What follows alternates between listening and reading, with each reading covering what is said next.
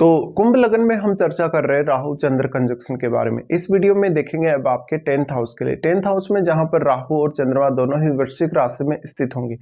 वृश्चिक राशि में यहाँ इस हाउस में मंगल की एनर्जी है और यहाँ चंद्रमा नीच के हो चुके हैं। चंद्रमा आपके चार्ट में 6th लॉर्ड है। अब राहु के साथ अगर नीच का चंद्रमा बैठेगा तो वो आपको ज्यादा ऑब्सेस्ड करेगा, ज़्यादा एंग्जाइटी इश्यूज देगा और कहीं ना कहीं थोड़ी अनसर्टेनिटी भी लाएगा।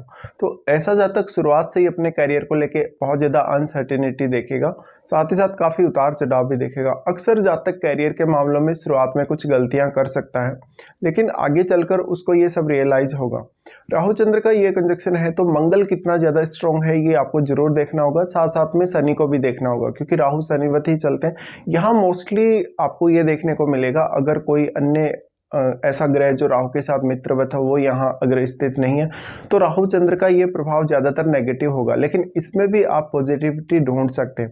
अपने आप को यहाँ आपको इमोशनली बैलेंस में लाना होगा और खुद का जो ऑब्सेशन है आपका करियर को लेके या अदर किसी भी काम को लेके, नेम फेम को लेके, तो उस पर आपको ध्यान देना होगा। यहाँ पर पब्लिकली डीलिंग करना फिर भी आपके लिए आसान होने वाला है, बट आपका जो व्यवहार होगा, आपकी जो सोचने समझने की प्रवृत्ति होगी, डिसीजन लेने की प्रवृत्ति होगी, वो आपके लिए काफ़ी मैटर करेगी। यहाँ जितना ज़्यादा आप धैर्य के साथ काम कर सके अपने करियर में उतना अच्छा है। तो यहाँ कोई भी प्रकार का ऐसा टारगेट सेट मत करिए जो वास्तव में आप बहुत जल्दी पा नहीं सकते, क्योंकि यहाँ चंद्रमा है तो इमेजिनेशन है बिल्कुल, यहाँ पे क्रिएटिविटी भी उतनी ही ज़्यादा है। तो आप अपनी खुद की क्षमताओं के बेस पे क्या कुछ कर सकते हैं वो आपको देखना चाहिए। यहाँ पे राहु और चंद्र स्थित होकर आपको मल्टीपल अपने करियर के बारे में आइडियाज दे सकते हैं, लेकिन ये जरूरी नहीं कि आप प्रत्येक करियर आइडिया को लेकर सफल होंगे ही होंगे।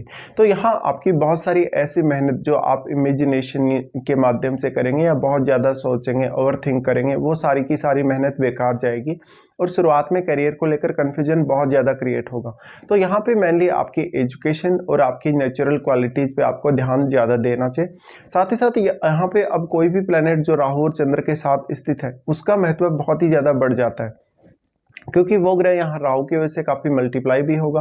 और वास्तव में मंगल कितना अच्छा बैठा है आपके चार्ट में, मंगल की स्थिति क्या है, मंगल का संबंध यहाँ राहु या चंद्रमा से बन रहा है या नहीं बन रहा। देखिए, अगर यहाँ कोई भी फायरी प्लैनेट का प्रभाव है 10th हाउस पर, या इवन यहाँ कोई फायरी प्लैनेट बैठा है, तो उस केस में आपको बहुत ज़्यादा ध्यान रखने की आवश्यकता होगी। आपके बॉस के साथ या इवन आपके कलीग्स के साथ आपके उतने बेहतर संबंध होंगे नहीं। यहाँ पे आपको लगभग अपने प्रत्येक रिश्ते में स्टेबिलिटी लाना पड़ेगा। अब क्योंकि राहु के यहाँ स्थित होते हुए केतु आपके 4th हाउस में स्थित होते हैं, तो जातक कहीं ना कहीं ज़्यादातर केस में वो अपनी डोमेस्टिक लाइफ और अपनी प्रोफेशनल लाइफ में एक अच्छा बैलेंस नहीं ला पाता। हमेशा वो दोनों ही प्रकार से परेशान अवश्य ही रहता है। तो यहाँ पे आपको या तो कोई ना कोई सपोर्ट करने वाला चाहिए जो आपको इमोशनली सपोर्ट कर सके, आपको कोई ना कोई गाइड कर सके, या आप खुद की क्वालिटीज़ का इतना अच्छे से इस्तेमाल करें अपने करियर के लिए, अपने ओवरऑल नेम फेम के लिए, कि आप बहुत अच्छा कर सकें जो आप वास्तव में चाहते हैं जीवन में।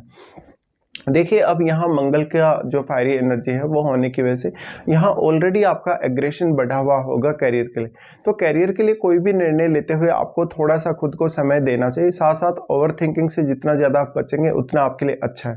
अगर यहाँ शुक्र जैसा प्लैनेट बैठा हो तो आपके करियर में और भी ज़्यादा आपको नेम फेम मिलने की संभावना रहेगी। और जो भी ग्रह यहाँ बैठेगा 10th हाउस में वो आपके करियर को काफ़ी स्ट्रांगली इम्पैक्ट करेगा, क्योंकि ऑलरेडी यहाँ राहु है और राहु के साथ अगर कोई भी ग्रह आएगा तो राहु उस ग्रह को काफ़ी इनहेंस करेंगे, उस ग्रह की क्वालिटीज़ को काफ़ी मल्टीप्लाई करेंगे। इसलिए उस ग्रह का जो प्रभाव होगा, आपकी एक पब्लिक छवि उस ग्रह से बनेगी। साथ ही साथ आपके करियर पर भी, आपके करियर की जो प्रकृति है उस पर भी उस ग्रह का प्रभाव आप नकार नहीं सकते। अगर हम इसको दृष्टियों के हिसाब से विचार करते हैं तो राहु सबसे पहले आपके 2nd हाउस पे दृष्टि डालेंगे, जहां वो जुपिटर के घर पे अब दृष्टि डाल रहे हैं। अगर जुपिटर चार्ट में अच्छी स्थिति में है तो लाइफस्टाइल को लेके, आपके अर्निंग्स को लेके, संपत्ति को लेके यहाँ राहु काफ़ी बेहतर रिजल्ट दे सकते हैं, बट उतार चढ़ाव उतना ही ज़्यादा रहेगा। तो यहाँ फैमिली से भी बहुत ज़्यादा आप अटैच ना रहें या फैमिली को लेके कोई बहुत बड़ी चिंता ना करें। खुद के लिए जातक बहुत ज़्यादा नेम फेम के लिए देखेगा और यही प्रवृत्ति यहाँ आपको परेशान करेगी। राहु का दृष्टि वाणी स्थान पे आ रहा है, तो क्योंकि चंद्रमा राहु के साथ है इसलिए आपकी वाणी बहुत ही प्रभावशाली हो सकती है। आप दूसरों को बहुत अच्छे से गाइड कर सकते हैं। कुछ हद तक आपकी जो वाणी है वो थोड़ी मैनिपुलेटिंग हो सकती है।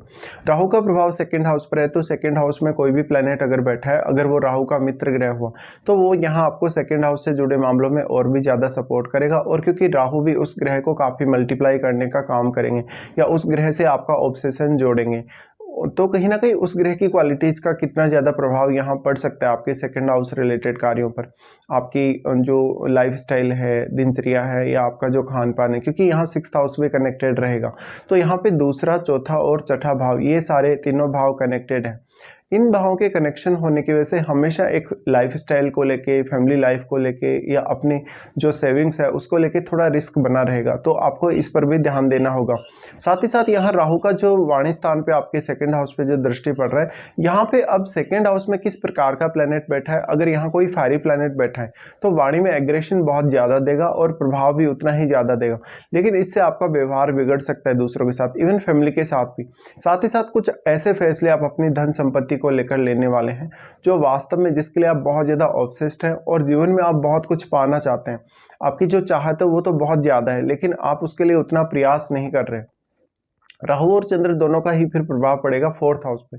फोर्थ हाउस पे दृष्टि आएगा तो यहाँ पे अब ऑलरेडी क्योंकि केतु स्थित होंगे, केतु स्थित होने के केस में यहाँ आपको देखना होगा राहु के साथ जो भी ग्रह बैठा है उसको, वो ग्रह की क्वालिटीज़ क्योंकि राहु के साथ होते हुए बहुत ज़्यादा एम्पलीफाई हुई रहेंगी और वो ग्रह का प्रभाव चंद्रमा पर भी बहुत अधिक रहेगा, इसलिए अब वो ग्रह राहु से मल्टीप्लाई होने की वजह से यहाँ केतु को बहुत ज़्यादा प्रभावित कर सकता है, इवन राहु से भी ज़्यादा, क्योंकि राहु भी यहाँ वैसे तो दृष्टि डाल रहे हैं आपके फोर्थ हाउस में, बट राहु के साथ एक जो कंडीशन है वो ये है कि राहु और केतु के मध्य 180 डिग्री का एंगल है जो बिल्कुल फिक्स्ड है, इसलिए राहु अपना उतना अधिक प्रभाव नहीं डाल सकते जितना यहाँ राहु के साथ बैठा हुआ ग्रह डाल सकता है। अब क्योंकि चंद्रमा दूसरे किसी भी ग्रह से बहुत जल्दी प्रभावित होते हैं, इसलिए राहु के साथ बैठा हुआ ग्रह चंद्रमा को तो बहुत ही ज़्यादा इम्पेक्ट करेगा, इसलिए वो ग्रह किस प्रकार का ग्रह है, अगर वो एक शुभ ग्रह है तो आपकी छवि अच्छी बनेगी, अगर वो ग्रह एक क्रूर ग्रह है तो आपका हो सकता है कि ऑब्सेशन और भी ज़्यादा बढ़ सकता है, एंग्जाइटी या डिप्रेशन आपका बढ़ सकता है कैरियर को लेके। तो यहाँ आपको बेसिकली ओवर थिंकिंग से बचना होगा और कोई भी डिसीजन बहुत सोचे समझे बिना लें या बहुत जल्दबाजी में लें तो आपको नुकसान हो सकता है। यहाँ पे आप अपने कलीग से, अपने बॉस से कोई बहुत बड़ी अपेक्षा नहीं रख सकते। मोस्टली आपको यहाँ धैर्य की कमी रहेगी कैरियर में आगे बढ़ने में, साथ साथ में डेडिकेशन बहुत ज़्यादा होगा, एनर्जेटिक होंगे आप काफ़ी ज़्यादा अपने कैरियर के लिए, लेकिन उस तरीके का रास्ता आपको मिल नहीं पाएगा जिस रास्ते आप काफ़ी तेज़ी से आगे बढ़ सकें। फिर यहाँ पे देखिए अब राहु के साथ जो बैठा हुआ ग्रह है वो केतु को तो प्रभावित करेगा ही करेगा, केतु के साथ बैठे हुए ग्रह को भी प्रभावित करेगा, तो केतु के साथ बैठे हुए ग्रह का संबंध आपको देखना होगा यहाँ पर राहु के साथ भी और राहु के साथ बैठे हुए ग्रह के साथ भी। यहाँ पे फिर देखिए कोई ना कोई ऐसा इशू आपको लगा ही रहेगा डोमेस्टिक लाइफ को लेके, चाहे तो आपकी शुरुआती एजुकेशन उतने अच्छे से नहीं हुई हो, आपकी मदर के साथ आपके रिलेशंस उतने अच्छे ना हो, मिसअंडरस्टैंडिंग हो काफ़ी, या घरेलू भौतिक जीवन से आप उतने ज़्यादा संतुष्ट ना हो, तो कोई ना कोई समस्या यहाँ आपको सामने आने ही वाली। फिर राहु का प्रभाव पड़ता है सिक्स्थ हाउस पे। अब सिक्स्थ हाउस पे राहु का प्रभाव पड़ रहा है तो ये बहुत इंपॉर्टेंट हो जाता है, क्योंकि यहाँ राहु एक तरीके से आपको प्रोटेक्शन प्रोवाइड कर रहे हैं, प्रोटेक्शन के साथ साथ क्योंकि वो अब आपके सिक्स्थ लॉर्ड के साथ ही बैठे हैं, तो ऐसा जातक कहीं ना कहीं जॉब और बिजनेस दोनों की तरफ ही आकर्षित हो सकता है। लेकिन यहाँ पे जो भी प्लैनेट होगा आपके 10th हाउस में उसकी भूमिका बहुत बड़ी होगी आपके करियर को डिसाइड करने में, इसके साथ साथ आपकी महादशा का भी रोल बहुत इंपॉर्टेंट होगा। तो राहु का जो सिक्स्थ हाउस पे दृष्टि आ रहा है वो हमेशा आपको मदद करेगा, आपके कलीग्स के साथ कोई अगर इशू होता है उससे निपटने में, आपका अगर कोई शत्रु है, कोई बार बार आपको परेशान कर रहा है उससे निपटने में, साथ साथ में जो डेली लाइफ में जितनी भी समस्याएं आती हैं, जितने भी कंपटीशन आपको फेस करने रहेंगे, जितनी भी अन्य समस्याएं बाधाएं जो आपको फेस करनी रहेंगी कैरियर को लेकर, तो यहाँ कोई भी बहुत बड़ा रिस्क लेने के बारे में ना सोचे, क्योंकि अगर आप कोई भी रिस्क लेते हैं, जैसे कोई लोन वगैरह ले लेते हैं या किसी से आपका झगड़ा हो जाता है, विवाद हो जाता है, उस केस में आपके करियर पर बहुत मेजर इम्पैक्ट पड़ेगा। तो ये कुछ प्रभाव रहेंगे। अब आपको देखना होगा यहाँ राहु की या किसी भी अदर प्लैनेट की आपको दशा है और वास्तव में क्या आपको राहु की या चंद्रमा की या इनके साथ बैठे हुए ग्रह की अगर महादशा है तो उस दशा के दौरान आपको इन ग्रहों के रिजल्ट बहुत ही स्ट्रांगली देखने को मिलेंगे।